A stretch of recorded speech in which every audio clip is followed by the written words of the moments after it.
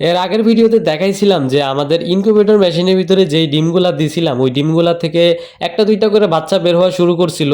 তো একদিন পরে আমরা দেখতে পারলাম যে আমাদের ইনকিউবেটরের ভিতরে যেই ডিমগুলা ছিল ওই ডিমগুলা বেশিরভাগই ফুইটা গেছে, আর কিছু ডিম হয়তোবা এখনও বাকি আছে, হয়তোবা ওইগুলাও কয়েক ঘন্টার ভিতরে ফুইটা যাবো আশা করতেছি। তো যে বাচ্চাগুলো এখন অনেকটা অ্যাক্টিভ হয়ে গেছে ওই বাচ্চাগুলোকে আমরা আমাদের ব্রুডিং ঘরে নিয়ে যাব, মূলত ওদেরকে লাইটের নিচে হিট দেওয়ার জন্য। যেহেতু বেশিরভাগ ডিম থেকেই বাচ্চা ফুটে বের হয়ে গেছে, এই জন্য ভাবলাম যে ওদেরকে আগেই আমরা ব্রুডিং করে নিয়ে যাই, যাতে করে বাকি যেই ডিমগুলো আছে বাচ্চা ফুটে নেয় এখনও, ওই ডিমগুলো থেকে যাতে করে বাচ্চাগুলো সুন্দরভাবে বের হইতে পারে। আর যে ডিমগুলো থেকে এখনও বাচ্চা ফুটে বের হয় নাই ওইগুলোকে আমরা হাত দিয়ে ভেঙে বাচ্চাগুলোর মাথা বের করে দিচ্ছিলাম, যাতে করে এই বাচ্চাগুলো সুন্দরভাবে ডিম থেকে বের হইতে পারে।